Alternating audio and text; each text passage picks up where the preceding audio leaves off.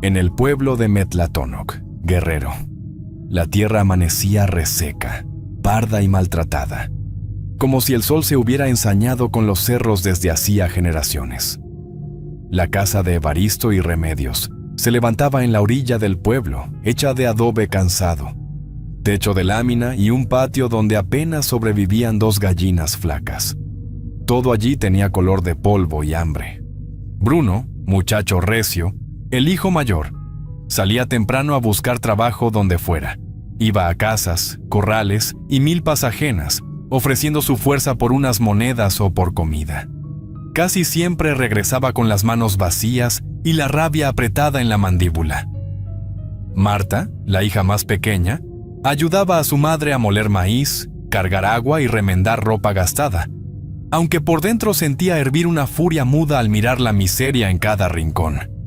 Evaristo había sido peón toda su vida. Conocía el sudor, las humillaciones y el cuerpo rendido, pero nunca había sentido la pobreza metérsele tan hondo, como si les respirara adentro del pecho. «Ya no alcanza ni pa'l pinche jabón», dijo Remedios exprimiendo un trapo sobre la batea, con la cara tensa de coraje. «Aguanta tantito, mujer», respondió Evaristo sin mirarla, sentado en el umbral. «Algo ha de salir». Bruno entró al patio con el sombrero en la mano. «No encontré nada», murmuró Bruno, dejando la vista en el suelo. Ni un jornal, ni una carga. Marta siguió cosiendo, pero clavó la aguja con tanta fuerza que casi se lastimó un dedo.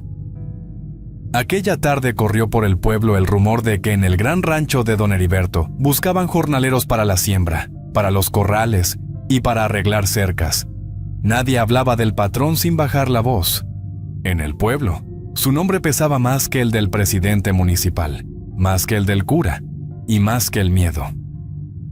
Evaristo fue al amanecer siguiente. Llegó al portón con el sombrero entre las manos y la dignidad tragada a la fuerza.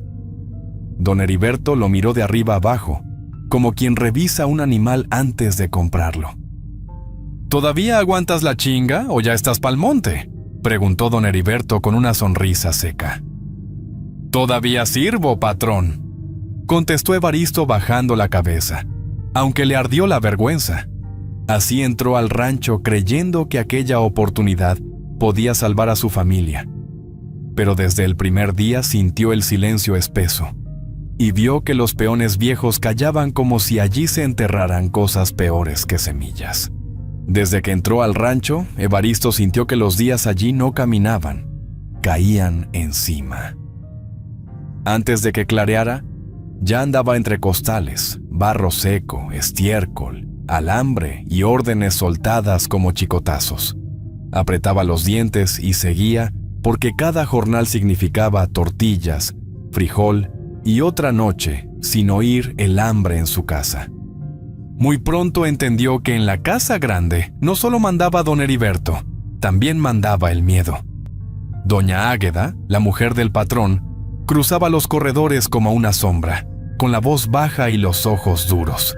Rodrigo, el hijo, miraba a los peones con desprecio, como si desde niño le hubieran enseñado que la pobreza ajena servía para divertirse. En la cocina mandaba Celestina, mujer de ojos cansados y manos recias, conocedora de cada rincón del rancho. En la limpieza andaba Eulalia, encorvada, callada y temblorosa, siempre cuidando no mover nada. Una tarde, mientras acomodaba pacas cerca del corredor, Evaristo alcanzó a oír la voz agria de doña Águeda. «Celestina ya no me sirve igual», dijo doña Águeda. «Está lenta y ya se le suelta mucho la lengua». Aquellas palabras se le quedaron zumbando a Evaristo hasta la noche. Ya en su casa, mientras cenaban tortilla con sal, miró a Remedios de reojo. «En el rancho andan queriendo manos nuevas en la cocina», dijo Evaristo en voz baja. «Tal vez podrías entrar tú». «¿Y tú crees que me van a dejar pasar así nomás?», preguntó Remedios secándose las manos en el delantal. «Ni me conocen». Evaristo le explicó que podía recomendarla como si apenas la hubiera visto en el pueblo, diciendo que era limpia, rendidora y obediente. Nadie tenía por qué saber que era su mujer. Al día siguiente, Remedios llegó con la cabeza cubierta, los ojos bajos y la vergüenza bien escondida. Doña Águeda la recibió con gesto torcido, pero aceptó probarla unos días. Poco después acusaron a Celestina de robar manteca, aunque no apareció nada entre sus cosas. «Yo no agarré ni un gramo, patrona», dijo Celestina con la voz hecha pedazos frente a todos. «No me discutas en mi casa», respondió doña Águeda endureciendo el rostro. «Lárgate de una vez». Esa tarde la echaron y Remedios ocupó su lugar. Al caer la noche, Evaristo quiso creer que había hecho lo correcto, pero no logró sacarse de encima la mirada de Celestina. No parecía de despido, sino de sentencia. Con Remedios ya metida en la cocina del rancho, a la casa de adobe empezó a llegar comida con más frecuencia. No era abundancia, pero sí un alivio que en el pueblo casi parecía milagro. Bruno comía con menos prisa. Marta dejó de acostarse con el estómago vacío y hasta Evaristo sintió, por momentos, que la miseria aflojaba un poco el pescuezo. Pero aquel respiro también traía vergüenza. Para sostenerlo había que fingir, mentir y cerrar los ojos ante la caída de otros. Remedios descubrió pronto que la casa grande era otro mundo. Tenía corredores frescos, muros altos, santos de yeso en las esquinas y puertas que casi siempre permanecían cerradas. Allí hasta el silencio parecía tener dueño. A veces, cuando acomodaba los trastes después de la cena, escuchaba golpes apagados debajo del piso o en la parte vieja de la casona, un rincón del que nadie hablaba sin torcer la boca. Una madrugada, mientras tallaba una olla rezagada, oyó un murmullo largo, como de mujer rezando entre dientes detrás del muro. «¿Quién anda ahí?», preguntó Remedios apretando el cucharón con la mano mojada. «No se esconda». Nadie respondió. Solo quedó un silencio espeso que le heló los brazos. Al día siguiente quiso contárselo a Evaristo, pero él bajó la voz de inmediato. «No andes diciendo esas cosas», murmuró Evaristo mirando hacia la puerta. «Bastante riesgo traemos ya». Mientras tanto, doña Águeda comenzó a quejarse de Eulalia, diciendo que ya no servía ni para barrer sin dejar polvo y que cada día estaba más inútil. Rodrigo, siempre atento para humillar, soltó una risa seca un domingo al ver a Marta esperando a su madre cerca de la entrada. «Esa muchacha se ve más viva que la vieja que tienen trapeando», dijo Rodrigo mirando a Marta de arriba abajo. «Por lo menos no camina como espanto». La frase se le quedó a Evaristo rondando en la cabeza. Si Marta entraba, habría más dinero. Con más dinero podrían comprar láminas, ropa y quizá hasta un marrano.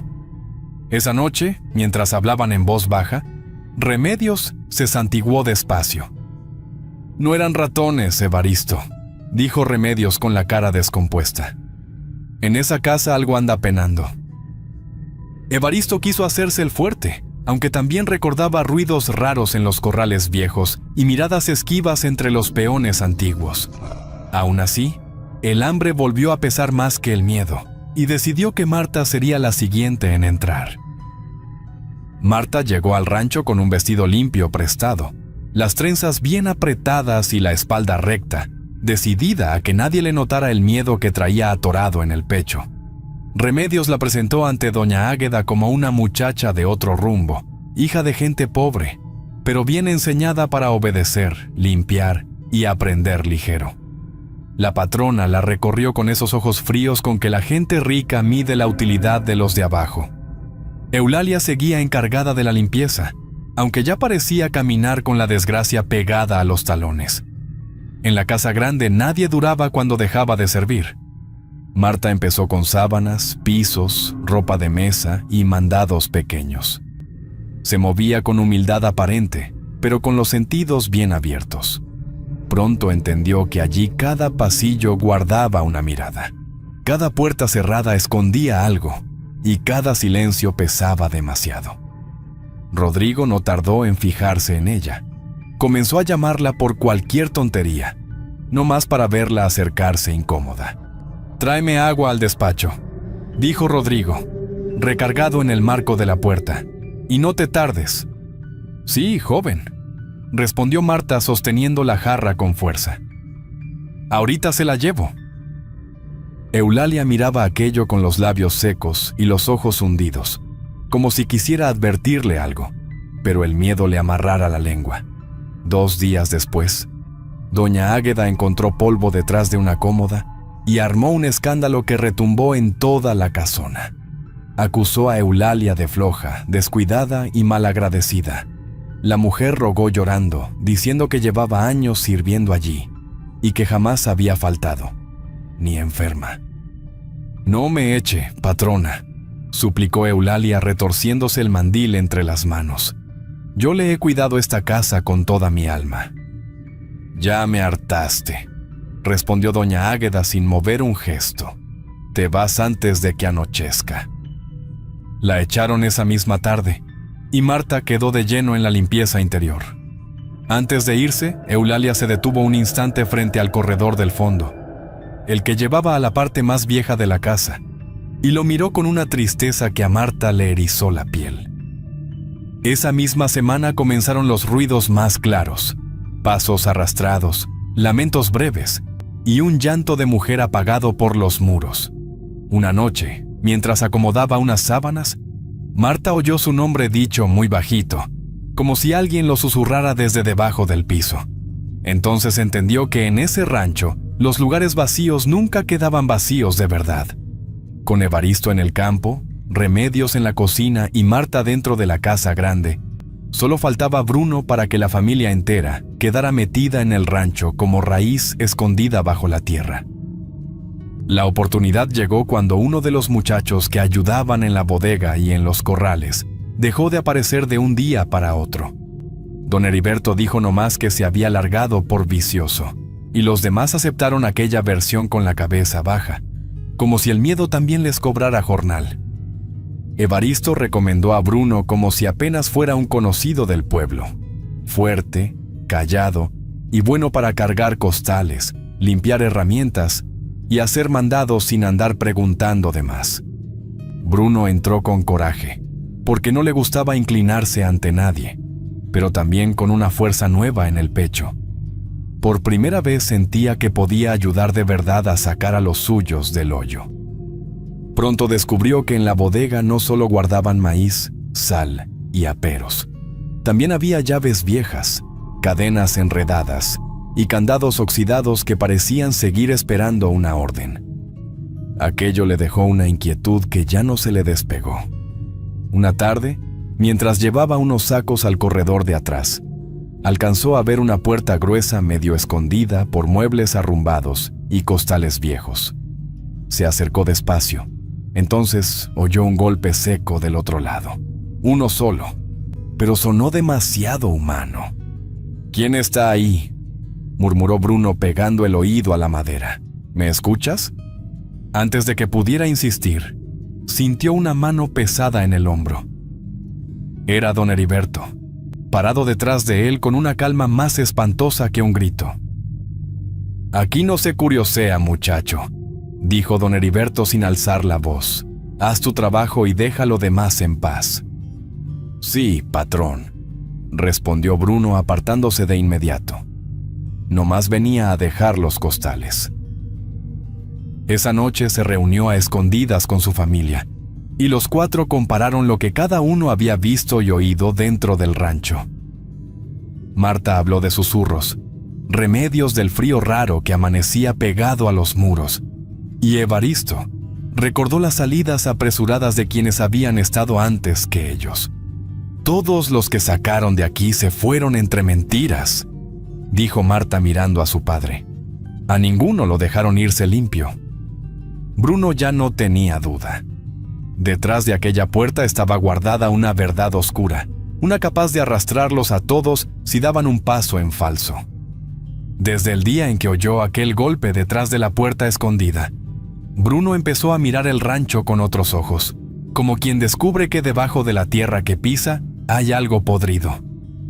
Ya no le parecían casuales los rezos nerviosos de doña Águeda, ni los arranques de don Heriberto, ni la manera en que Rodrigo trataba a los pobres, con esa confianza insolente de quien sabe que en su casa nadie le pone freno. Marta, por su lado, halló señales que le revolvieron el alma. En un cajón viejo del cuarto de blancos encontró 2 escapularios y un delantal bordado con las iniciales de Celestina. Después, al limpiar un ropero arrumbado, sacó un rebozo gastado que Remedios reconoció de inmediato. Era muy parecido al que llevaba Eulalia la tarde en que la corrieron. «Aquí algo está mal, mamá», susurró Marta mostrando las prendas detrás de la cocina. No se fueron como dijeron. Remedios sintió que la sangre se le enfriaba. De pronto todo empezó a juntarse. Los murmullos, los pasos a deshoras, los golpes apagados, la prisa con que desaparecían unos y entraban otros, y esa pesadez rara que parecía vivir pegada a los muros. Evaristo escuchó en silencio, pero seguía empeñado en que no podían ponerse al brinco con gente tan poderosa.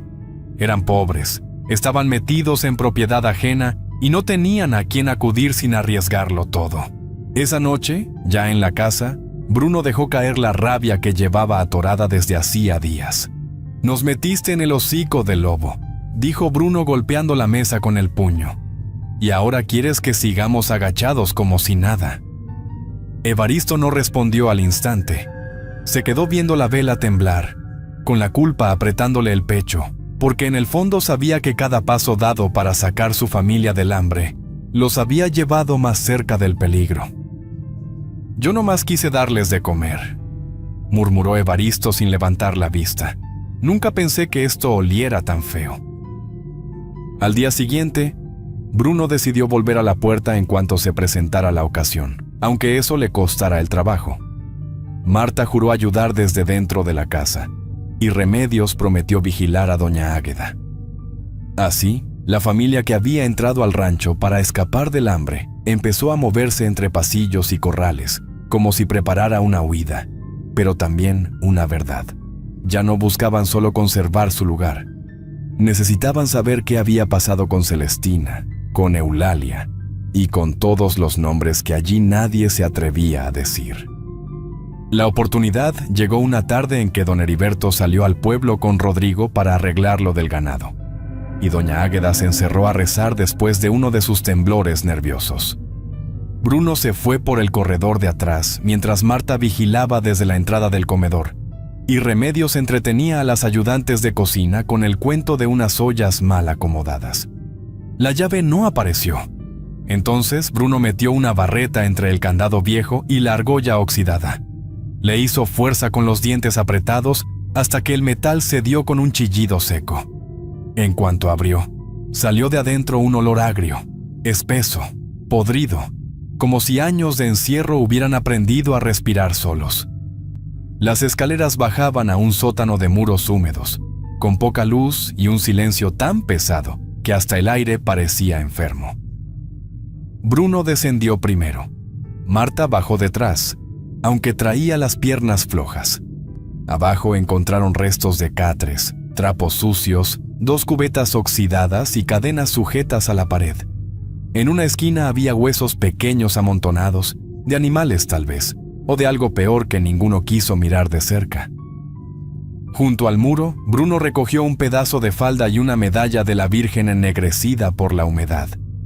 Marta, temblando, vio entonces unas raspaduras largas sobre la pared, como rayas hechas con uñas o con piedra, por alguien que quiso contar los días antes de apagarse. «Aquí las tuvieron», dijo Marta llevándose la mano a la boca. «Aquí las dejaron consumirse. No hallaron cuerpos enteros, pero sí señales demasiado claras de cautiverio y abandono. Ya no quedaba duda sobre el destino de Celestina, de Eulalia y quizá de otros más. Cuando salieron del sótano, doña Águeda los estaba esperando en el corredor.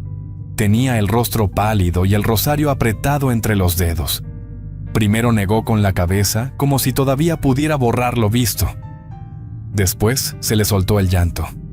«No digan nada, por el amor de Dios», suplicó doña Águeda abrazando el rosario contra el pecho. «Ustedes no saben de lo que ese hombre es capaz». «Entonces sí sabía», dijo Bruno mirándola con rabia.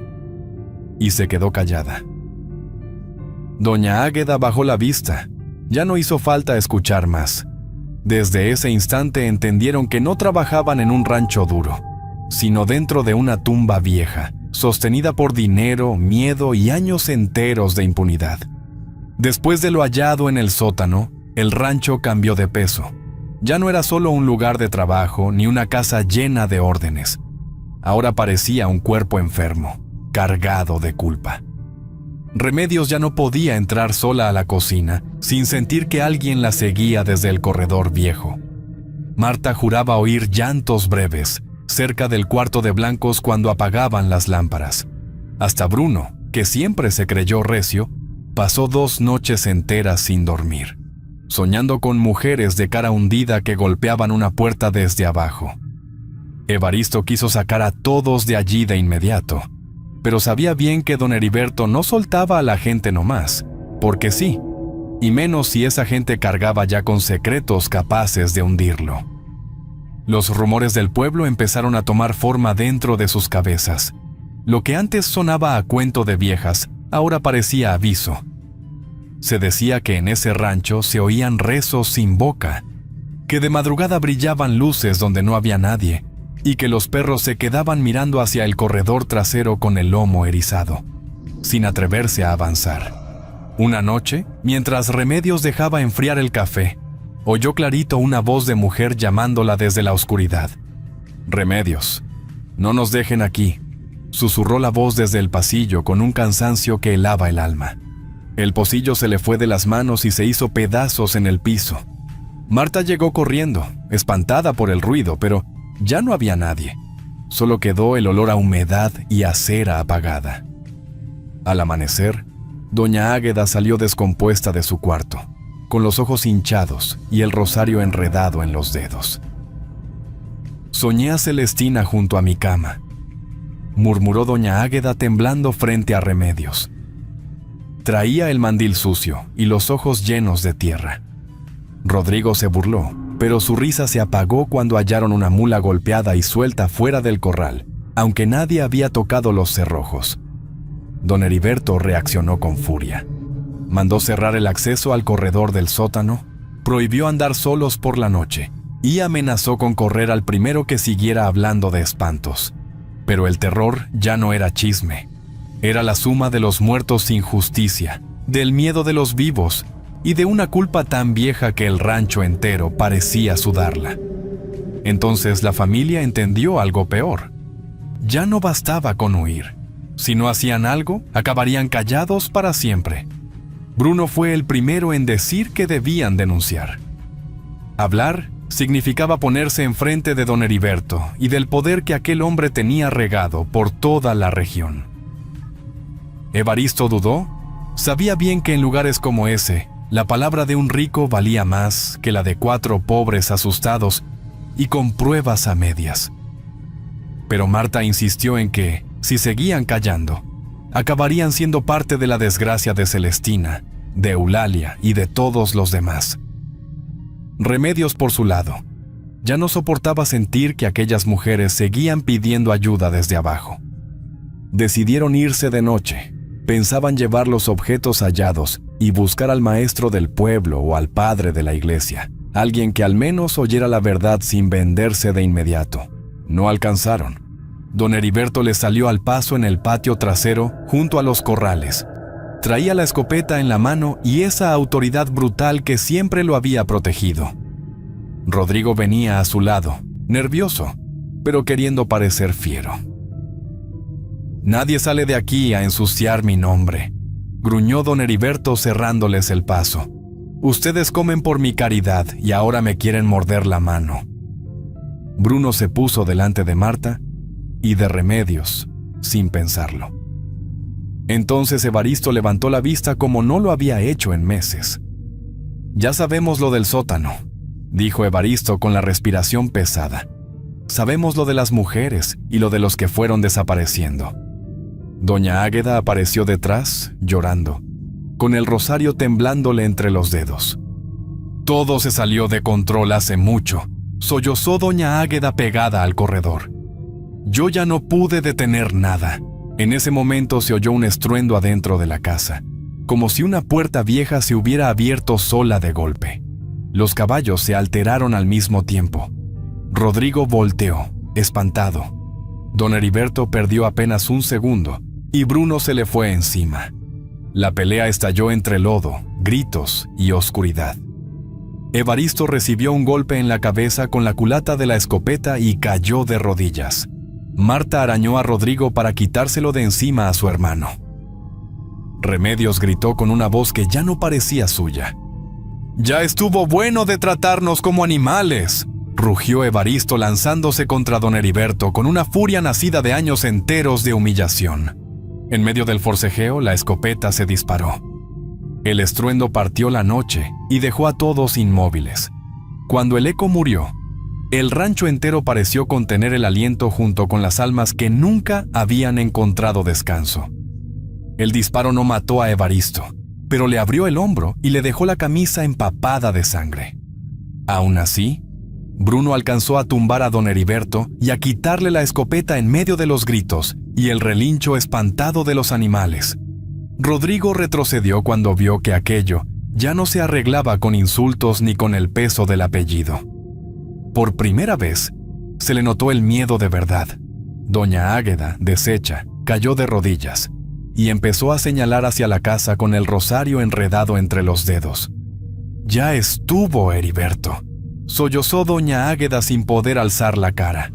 «Diles lo que hiciste». Pero él solo escupió rabia. Entonces ella confesó entre llantos que Celestina y Eulalia no habían sido las únicas. Dijo que durante años su marido había escondido encierros, castigos y muertes de trabajadores que le estorbaban. Los gritos despertaron a peones y vecinos cercanos. Poco a poco fueron llegando hombres del pueblo, y con ellos empezó a venirse abajo la autoridad que siempre había protegido al patrón. Al amanecer, bajaron al sótano con autoridades tardías y varios testigos. Encontraron restos, prendas y marcas suficientes para que la mentira ya no pudiera sostenerse. Don Heriberto salió del rancho amarrado, furioso y lanzando amenazas. Rodrigo caminó detrás, con la vista agachada, incapaz de mirar a nadie de frente. Evaristo, herido y pálido, observó cómo se llevaban al hombre al que había servido con miedo. Entonces entendió que su afán de darles algo mejor a los suyos casi los había enterrado también. «Perdónenme por meterlos aquí», murmuró Evaristo con la voz deshecha, mirando a Remedios, a Bruno y a Marta. «Yo pensé que nos estaba salvando». «Nos querías dar un respiro», respondió Remedios apretándole la mano. «Nadie supo el precio hasta que ya estábamos adentro. La verdad salió, pero el rancho no volvió a sentirse limpio. En el pueblo se siguieron contando cosas, pasos bajo la casa grande, murmullos de mujer entre la cocina vieja y el corredor sellado, y un llanto breve cerca de donde estuvo la puerta del sótano. Unos decían que eran recuerdos pegados al adobe. Otros juraban que eran Celestina, Eulalia y los demás, todavía sin descanso. La familia volvió a su casa pobre, más cansada de alma que de cuerpo. Salieron vivos, sí, pero con una certeza amarga. En tierra de ricos, la miseria de los pobres también sirve para tapar crímenes. Y hay silencios que cuando por fin se rompen, se vuelven maldición. Espero que esta historia les haya gustado. Es un placer para mí compartir esos relatos con ustedes. Comparte este video con otras personas para que sigamos creciendo y más relatos lleguen a más gente. Escríbeme sus experiencias y sus opiniones en los comentarios. Eso me ayuda a seguir mejorando. Si el video les gustó, por favor, no duden en escribirse y darle me gusta. Muchas gracias y un saludo nada cordiales a todos. Nos vemos hasta la próxima.